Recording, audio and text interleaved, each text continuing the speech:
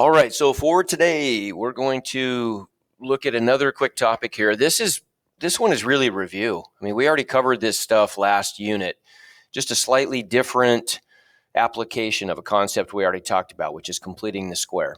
In this case, we're going to be using it to solve quadratic equations. Now, and let's keep in mind that we're introducing multiple methods of solving quadratic equations here, and we're always going to be strategic about this and pick the method that is the easiest, right? So we've already got two, right? If we've got a quadratic equation where we can easily find magic numbers, then we're going to solve it by factoring. That's the easiest and the quickest and the most accurate.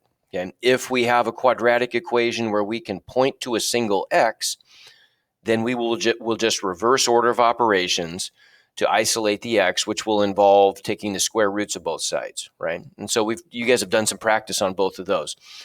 So today we're going to look at the another option. If both of those fail, what do we do next? Okay, so I'm going to skip forward just for a second. Let's look at something like maybe this guy. Okay, how about this one? Solve by completing, well, actually, let's just solve the easiest way, right? This is not one where we can isolate x directly, is it? We have x squareds and x's. Are there magic numbers that multiply to positive 56 and add to negative 18?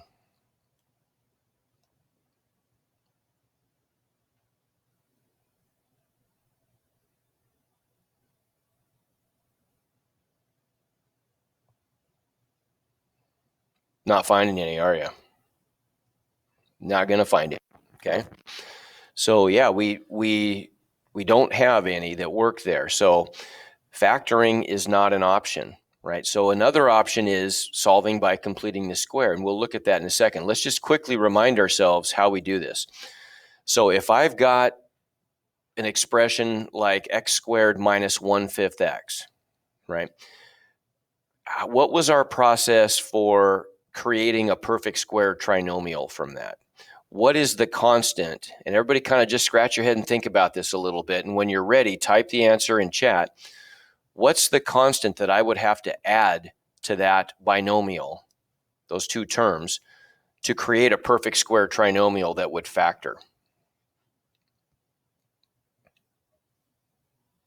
Was there 4 and 14? Did we have one that worked on this one? Oh, you know what? We didn't we? -4 and -14. Yeah, okay, so let's try a different one. Let's try, I'm just going to make one up, actually. I thought I had one set up here that wasn't going to work, but I was wrong, wasn't I? Let's do one like this. How about if we have like x squared minus, I'll make one that has solutions too. So like minus 10x b squared minus 4ac. How about plus 8?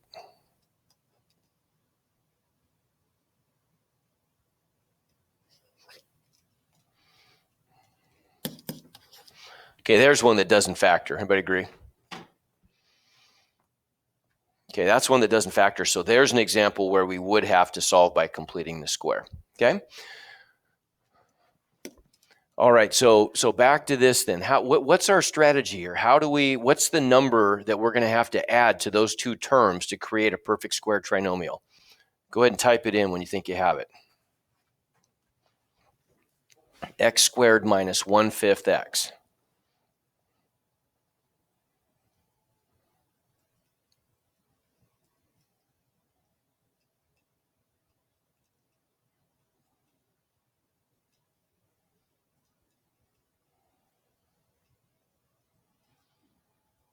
Are you feeling a little fuzzy on this topic? Okay, let's just remind ourselves how this works a little bit, maybe, right? If we go back to Unit 3, when we're completing the square, we always want to take half of b and square it to create that constant, right? Is this ringing a bell now? Okay, so b in this case is -1/5. What's half of -1/5? -1/5 times 1/2. Type that in chat. What's half of b? Here, so here's my question. I'll type it in chat.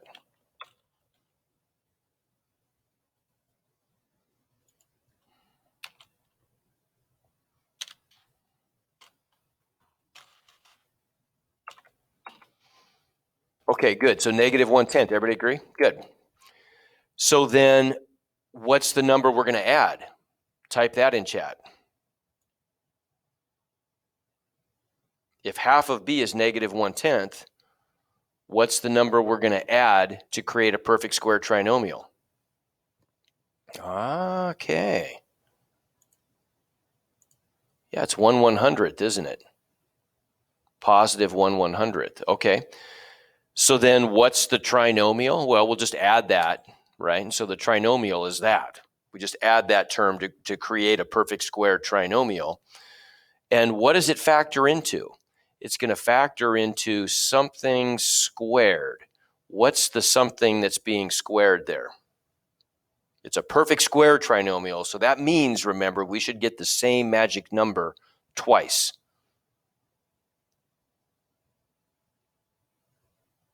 Okay, good. And we get x minus 1/10 there. Good. And where does that 1/10? That's very predictable, though, isn't it? Because we know that when we got up here, when we got b over 2,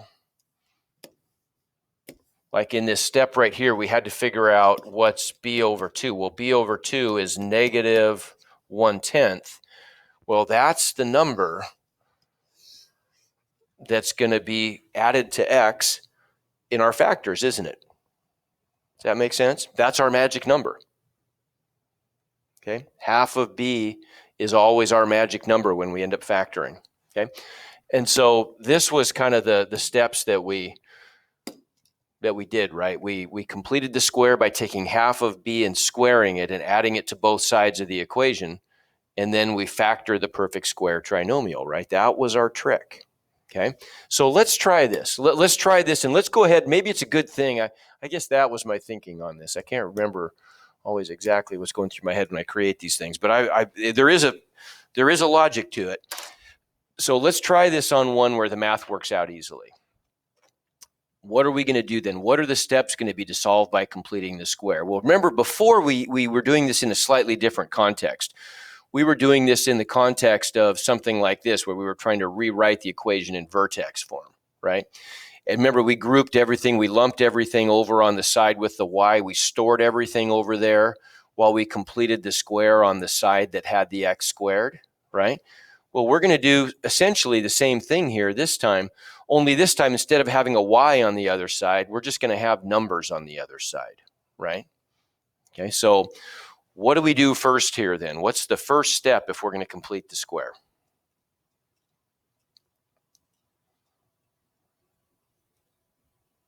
Okay, yeah, good. We want to push the 56 to the other side, because our goal is we want to get, and I'm going to skip up here to the kind of our menu, right? We want to get x squared plus bx by itself on one side of the equation. We want the coefficient of x squared to be 1, and we just want to have the x squared term and the x term by themselves on the working side of the equation where we're completing the square. Okay, everybody give me a thumbs up on that. Does that make sense? Okay. Okay, well, let's I'll show you what I mean. Let's use this as an example. So our goal is here, we're trying to get this in the form x squared plus something times x. Call it b times x if you want to, equals some number, right? We want to get that by itself on one side. So to do that, we're just going to subtract 56. And we end up with x squared minus 18x equals negative 56, right? Okay, what's the point of that? Well, now we can complete the square on the left side, right? We have an equation here, so we have to treat both sides equally. So whatever I add to this side, I have to add it to that side also. right? What's b over 2 for our equation that we're solving here? Type it in, please. Okay, -9. Good. So then I'm adding what to both sides?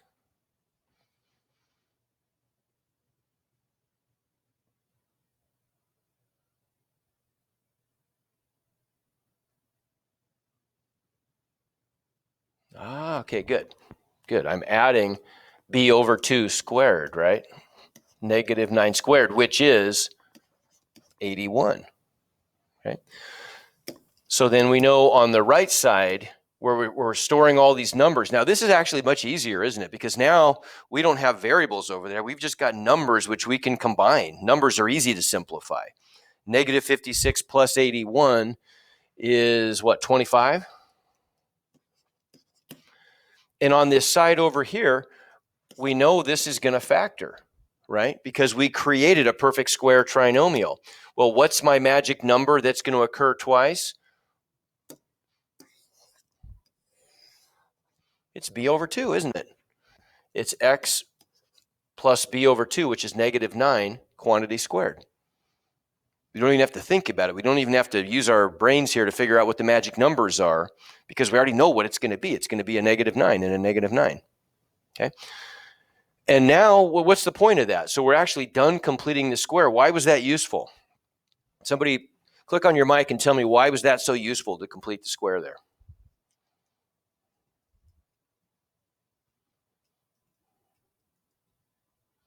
What did we accomplish? Because then we can specify like 2 variables. Okay, look, now there's a single x we can point to, right? So we can isolate it using the square root property.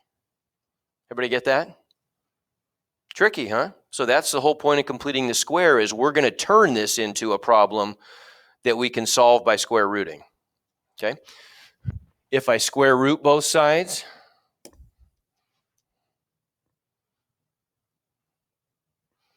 I'll do this.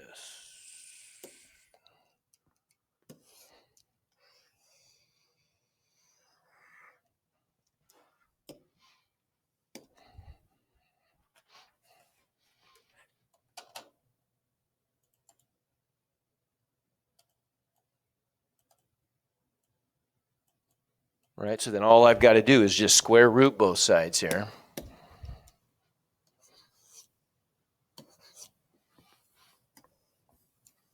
And that's going to give me what then? X minus 9 equals what? Type it in chat.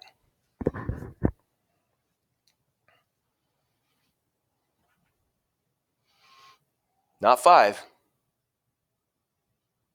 There we go. Good. Plus or minus 5, right? I got to have that plus or minus in there, don't I? If I'm square rooting both sides of an equation, remember, I need that plus or minus.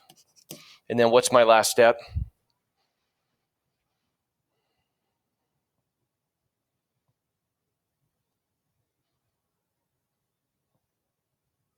Yeah, good. Add 9. And where do we put it? Where do we put the 9 to be most convenient?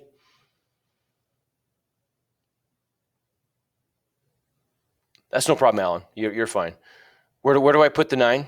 Yeah, okay, good. In front of the plus or minus. We want to go there, don't we? So we end up with x equals 9 plus or minus 5. And then we get our two answers pretty easily, don't we? If we take the plus, we get x equals 14.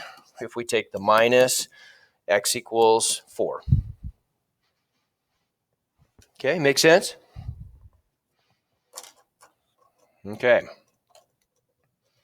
So if we had to kind of break that down into steps, and you don't have to think about it this way. Just think about it. Think of it as a logical flow. You want to just kind of think of it as just algebra, right?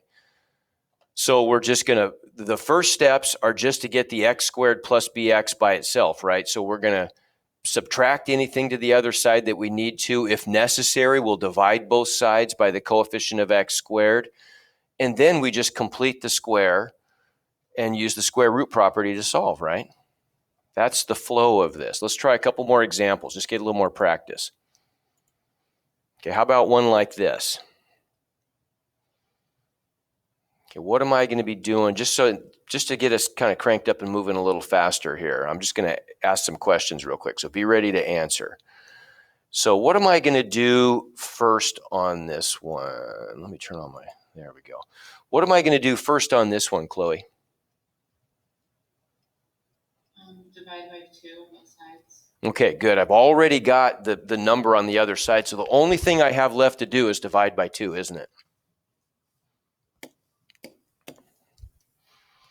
To get that in the right form. So if I divide each side by 2, that's going to give me, I'll split this into 2 separate terms. Everybody agree I'm going to get x squared minus 8x on the left side. And it's important when you're doing your work here, this might seem like a minor thing, but you always want to, when you know you're completing the square, leave some space there to add a term.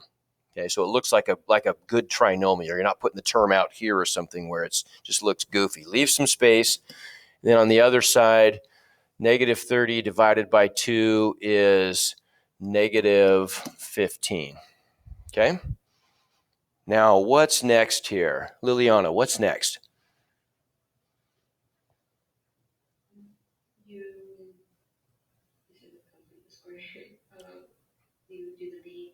Okay, good. Do the b over 2, don't I? Perfect. Okay, so what is b over 2? Go ahead, Liliana. What is that? 4. Mm, 4. okay, I think your mic cut out. Negative 4, right? And then so that means what number am I adding to both sides?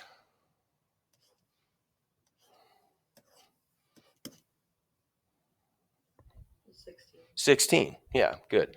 I'm adding half of b squared, which is 16.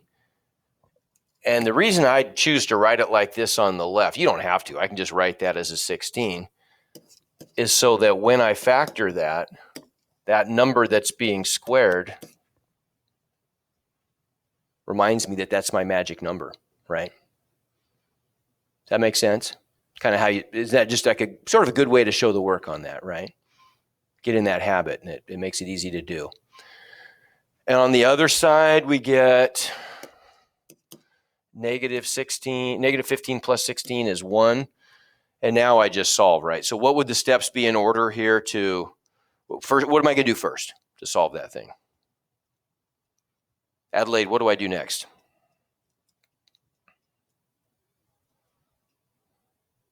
Would you do square root? Square root, good. Square root both sides, which gives me x minus 4 equals what, Adelaide?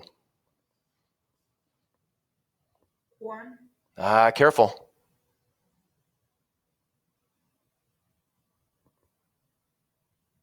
I'm square rooting both sides of an equation, so what do I have to include? Oh, plus or minus. There you go, good, plus or minus. Plus or minus 1, and then finally I just know that I'm going to add my 4 there, and I'm done, aren't I? Right, I just get 5 and 3. Everybody agree? Okay, let's try a couple a little harder. How about something like that? This is a little tougher. Slightly. Okay, what's my first step here? Natalie, what am I going to do first here?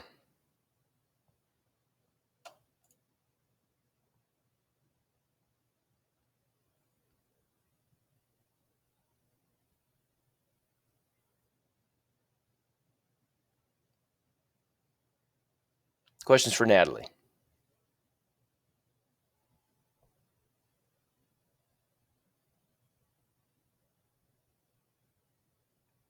Okay, Dawson, help us out.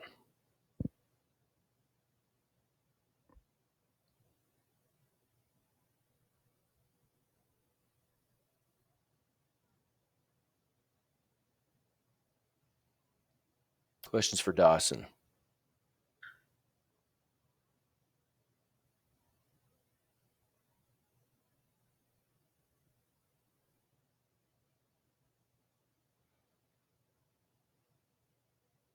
Mike switched on for a second, but I'm wondering if you're having some issues. How about Andrew Saxton?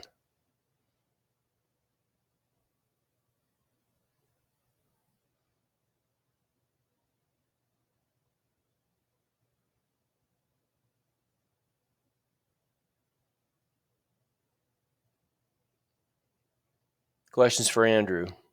Saxton? What am I doing first here?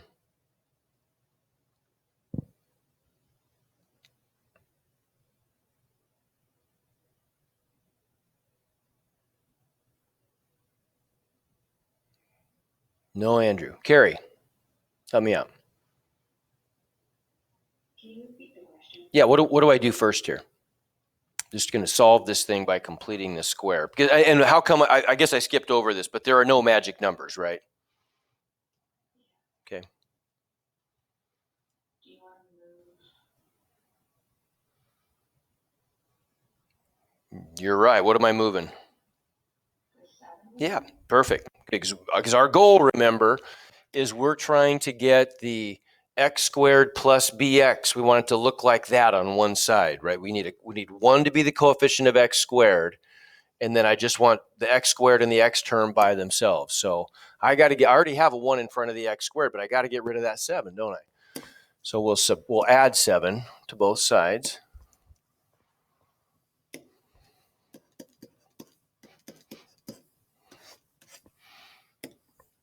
And I get x squared plus 11x. I'll leave some space. And on the other side, I've got my 7. Okay, what am I adding? Rebecca Bercham, what am I adding to both sides here now? What number squared?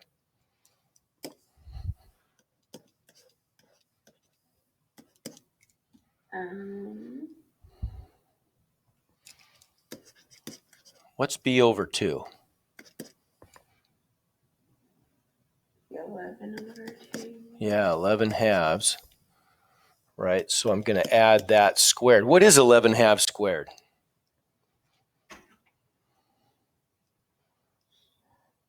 What is that? And 11 squared is 121.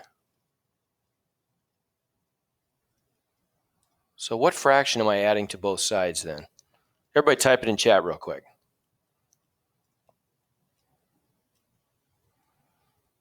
Okay, good. 121 fourths. Okay. And so then how does this thing factor on the left side? Olivia, what am I going to get on the left side?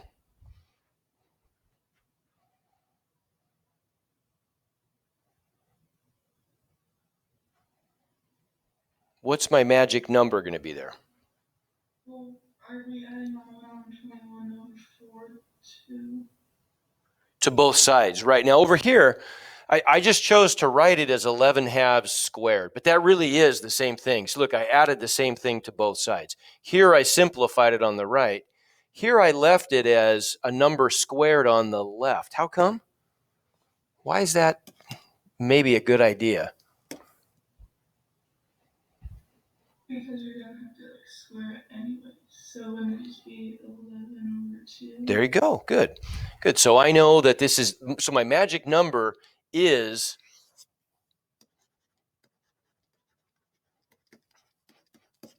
b over 2, right? And so I can see that whatever number I'm squaring there is the number that's going to get added to x inside the factors. That's the magic number that shows up twice. And on the other side, we've just got to figure this out, right? So I've got 7 over 1 plus 121 over 4. What do I have to do to add those up? What do I have to do to add those up there, Sarah?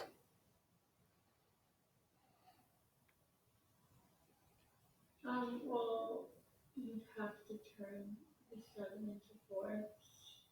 Okay. So like 28 fourths. Okay, good, good. So we'd have to multiply this one through by 4 over 4, wouldn't I? And I'd get 28 fourths plus 121 fourths is how many fourths? 149. There you go, good. So 149 fourths. Okay. Now we got fractions in there, but who cares? Fractions are just numbers. We're done completing the square. Now we just have to solve this thing, right? So Jace, what do I do to solve this?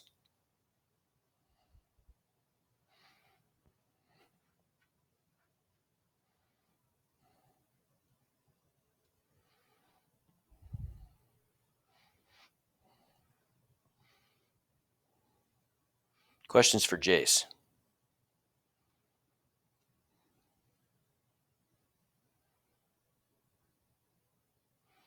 You there, Jace?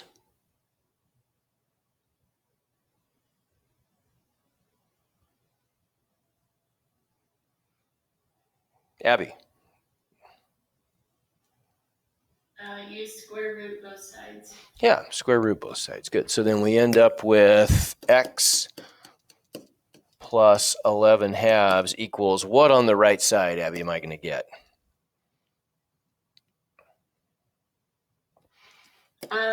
You would get, sorry, I'm doing the Oh, you're fine. square root of 149 over 2. Okay, and what do I have to put in front? Oh, the plus or minus. There you go. Good. Plus or minus. And I would just split that into the top and the bottom. And 149, I'm pretty sure that's we're stuck with 149. There's not going to be any perfect square factors in there. So we've got plus or minus the square root of 149 over the square root of 4, which is 2. Okay. And then last step would be, right, I'm just going to add a negative 11 halves in front of the plus or minus. And so there are my two answers, right? Really what that means is x either equals negative 11 halves plus the square root of 149 over 2, or x equals negative 11 halves minus the square root of 149 over 2, right? Okay, we're getting the hang of this. Let's try a couple more though. This is one, I think it just takes a little practice. Okay, how about one like this? This is a little tougher. So look at this one and let's think about the steps we're going to have to go through here to complete the square. Give you a second to gather your thoughts.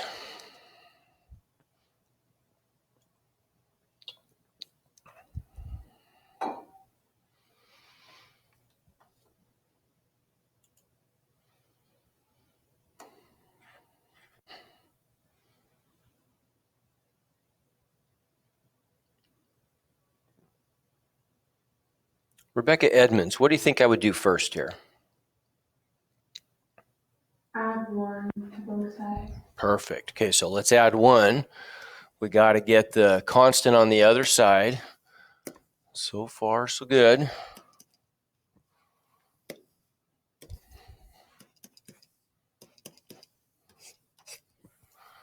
So that's going to give us 3x squared minus 3x equals 1. What's next, Rebecca? Divide both sides by 3. Okay, we'll divide each side by 3.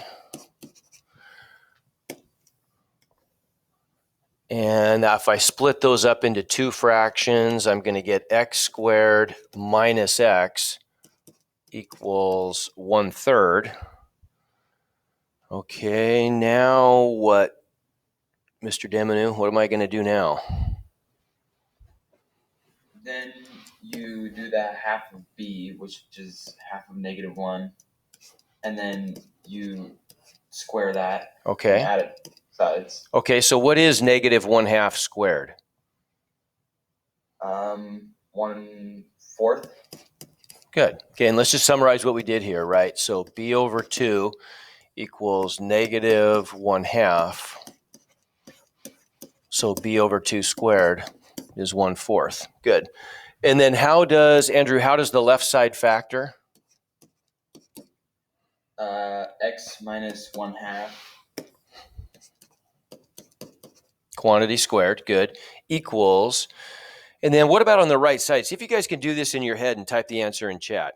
What's my common denominator going to be if I'm adding up 1/3 and 1/4, first of all? Somebody just say it out loud. It's going to be 12, isn't it? Good. Okay, so see if you can add those up in your head. Get a common denominator and add those up.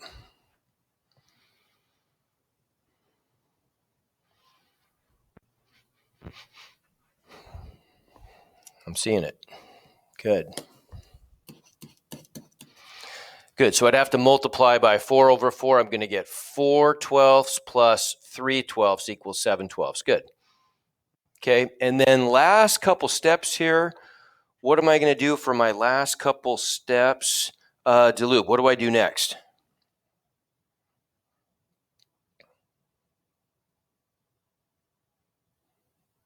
Would you have to take the square root of both sides? There you go. Good. I'm going to square root both sides. So on the left, I just get x minus 1/2 equals, what do I have to include there, Jalub? Before I even worry about simplifying this, what do I know I always have to include? A plus or minus. There you go. Good. And so now I've got to simplify. I've got to take this square root of 7/12. Well, let's maybe simplify that over here. So what's the square root of 7/12? I can't simplify 7/12, so I'll break it up into the square root of 7 over the square root of 12. What do I do next here? What am I doing next here? Let's see. Is there anybody I haven't called on? I think I've called on everybody. Maria, what do I do next here? You have to get rid of the 10 in the basement. Okay, right. No tenths in the basement, right. Multiply by the square root of 12. Okay, I can do that, but I can make this a little bit easier. I would rather multiply top and bottom by the smallest radical possible. So it's always in my best interest, if I'm trying to simplify something like this, to simplify the top and the bottom completely before I rationalize the denominator, before I get rid of the tenths. So the square root of, go ahead. So then you make the 12 2 square root of 3. Okay, good. I could rewrite the square root of 12 as the square root of 4, which is 2, times the square root of 3, couldn't I? And I'm stuck with the square root of 7. Okay, so I end up with square root of 7 over 2 times the square root of 3. And now, Maria, now what could I multiply top and bottom by? Square root of 3. There you go. Okay. And instead of having really big numbers then, I'm working with much smaller numbers. I end up on the top with the square root of 7 times the square root of 3. Well, I know that there are going to be no couples there, right? 7 and 3 are both prime. So I get the square root of 21.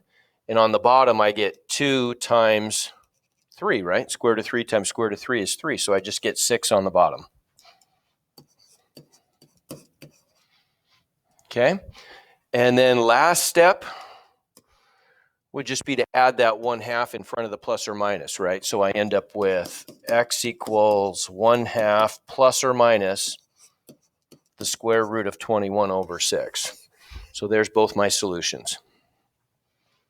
Okay, everybody give me 1 to 5.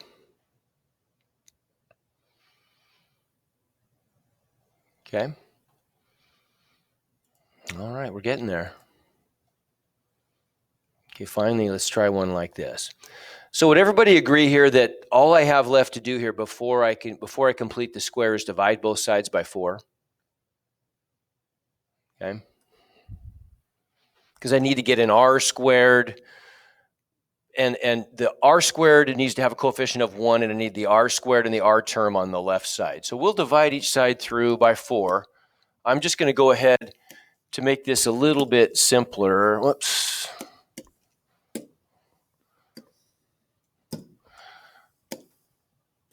I'm just going to divide each term by 4.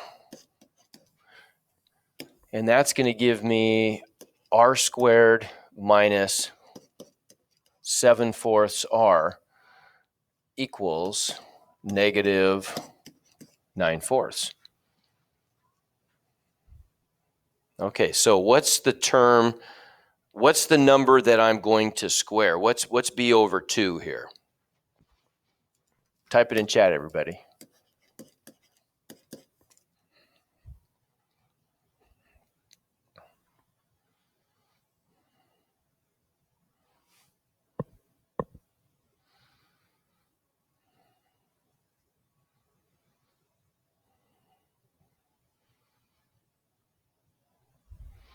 Okay, I'm seeing some correct answers.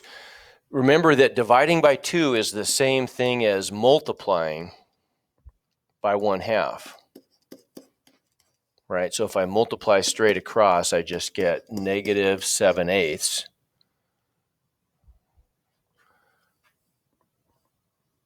so I'm going to add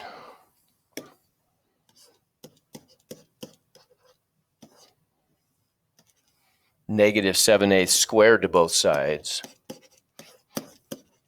And if I square that, what do I get? So what is negative 7/8 quantity squared?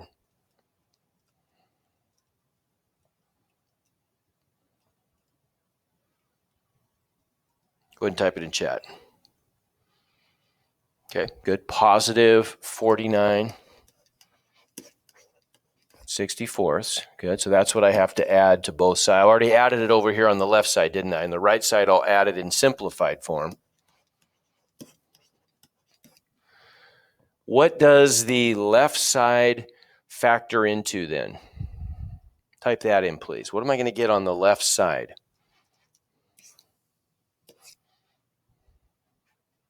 when I factor it?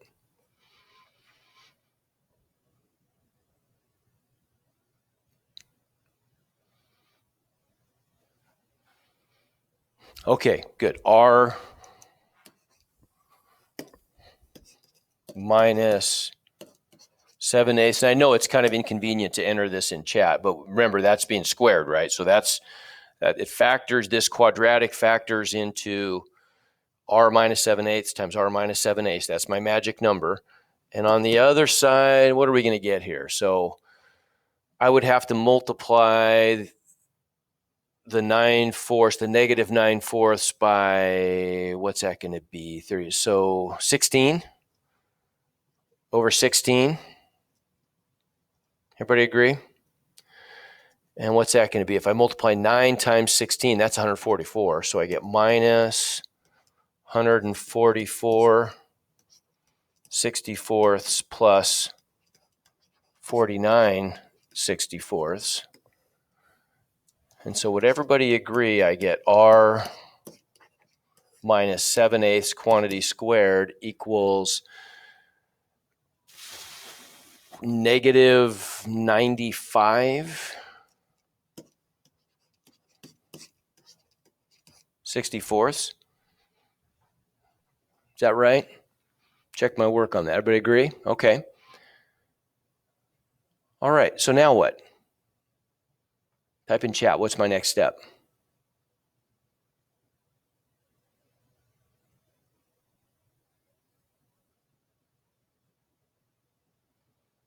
Okay, good. Apply the square root property, so square root both sides.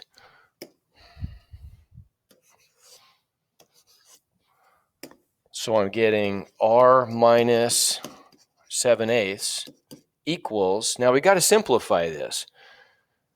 Okay, so 95 is just 19 times 5. So that we're not going to be able to simplify the square root of 95. The square root of 64 we know is 8. But what do we have to do with that? If I'm trying to simplify the square root of negative 95 over 64, what do I automatically, okay, good. A negative inside the radical becomes an I outside the radical, doesn't it? So we automatically know that we're getting an I there. And then the square root of 95 we're stuck with, and the square root of 64 is an 8. Everybody agree? And what did I forget to put? Did I need to put? Plus or minus. There we go. Good, good. Okay, so we've got our plus or minus. We'll add the 7/8 in front. And I want you to, this is really important how we get this. I want you to see how slick this is. So when we add the 7/8, we get 7/8 plus or minus the square root of 95/8 times I. Now, the I would only ever come from square rooting both sides, right? So the I, when we add that other term and it goes in front of the plus or minus, that always is going to be a real number that we're adding in front of the plus or minus. And so look what happens. We always end up getting complex numbers in standard form, in the form A plus BI or A minus BI, right? Everybody see that? So I get two of them here. I get 7/8 plus the square root of 95 over 8i, and 7/8 minus the square root of 95 over 8i. So the real part of both numbers is 7/8, right? And the imaginary part is either the plus in one case or the minus in the other, the square root of 95 over 8. Okay? So what do you notice about these complex solutions that we get? How would you describe them? How they're related? How would you describe those solutions? And I'll write them down separately so it's easier to see, right? We got 7/8 plus the square root of 95/8 I, or x equals 7/8 minus the square root of 95/8 I. How are those related? What do we call those? Aren't they like the complex conjugates? Yeah, Like the opposite? they are. They are. Yeah, they're complex conjugates. Okay, that's it's not just an accident.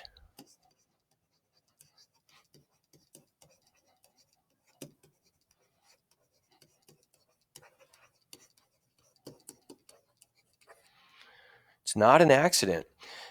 When we get solutions, when we solve a quadratic equation and we get solutions that have i's in them, what we're going to find is that they always occur in complex conjugate pairs. Always. If we get one I, we get another I, right? The i's never come. You can never have singleton solutions to any equation, not just quadratic equations. We're going to find this is true for any equation. You can never just get singleton complex solutions with imaginary parts. They always occur in pairs. Okay. All right, last problem. And this is really just a review problem. We've already done problems like this. This is harder than the stuff we just did, I would claim. What if we want to rewrite this in vertex form by completing the square? Now, we always have the option of just calculating h and k, right, and plugging h and k into vertex form here. Right? Remember, h is negative b over 2a. Remember that stuff? And k is f of h. So we can always just do it that way. But let's do this by completing the square. Let's do it algebraically. So what would I do? What are the two steps I'd have to do first before I can complete the square? What would I do first here?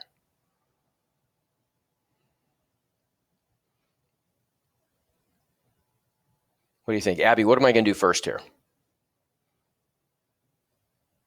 Would you, because would you set y to 0 since we're doing completing the square? Well, okay, but now in this case, if they asked us to find the zeros of this function, then yes, then we would set y equal to 0 and we'd have a quadratic equation, right? But this time they're not asking us to do that. We're just trying to rewrite this equation in vertex form, right? So we're trying to put this into the form. We're going from the form, we're going from the form y equals a x squared plus plus bx plus c. We're going to the form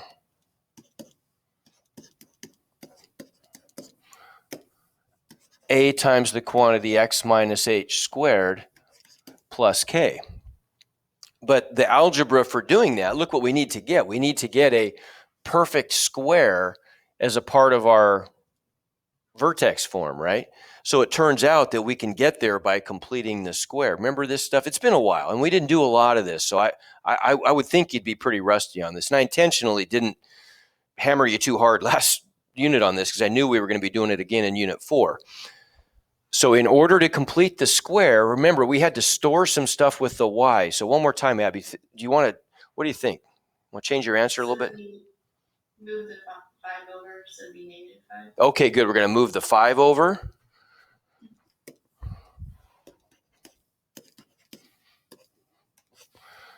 So we get y minus 5 equals 4x squared minus 7x. Now what? Divide by, wait, isn't it negative 4? Oh, it's negative 4. You're right. Yep. divide by negative 4. You're right.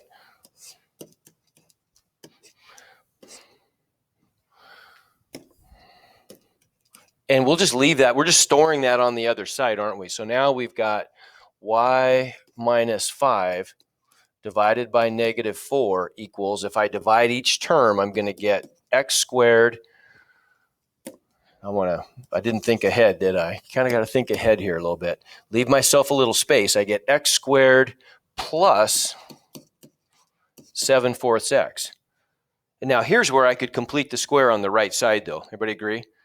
I just got to add just the right number to both sides to create a perfect square trinomial on the right side. So real quick, what is b over 2? Type it in chat, everybody. What's b over 2?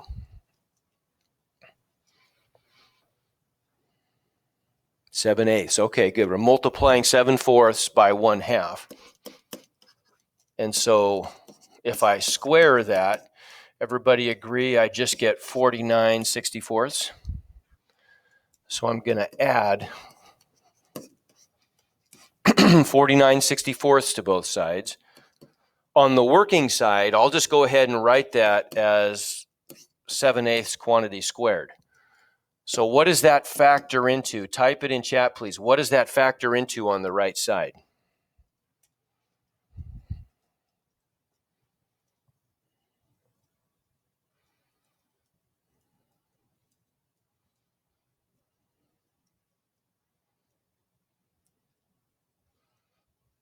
Okay, good. And we don't, here's where we want to use the pattern, don't we? Because it would be really hard to turn that into a 49/64 and then factor that expression. That wouldn't be convenient at all, would it? But we know that it always follows the same pattern. I always end up adding to x whatever my magic number was. The magic number was just half of b. So I get x plus 7/8 quantity squared equals, on the other side, I've got my y along with a bunch of other junk that I stored over there. Well, now all I've got to do is get the y by itself. So I'm just going to reverse those steps to isolate the y. So wouldn't I first, I got to subtract this term away, right? So we'll subtract 49/64 from both sides. So those guys cancel, right? And I've got then y minus 5 over negative 4. Oops, I know it, right? Give me just a second here. We'll finish this up. Equals the quantity x plus 7/8 squared minus 49/64. Wouldn't everybody agree that next I'm just going to multiply each side by negative 4, right? So I would just distribute that. And I'm going to get y minus 5 equals, well, negative 4, it's going to be multiplied by my binomial squared, right? Plus 7/8 squared, and negative times negative is positive. 4 over 64 reduces to 16 on the bottom.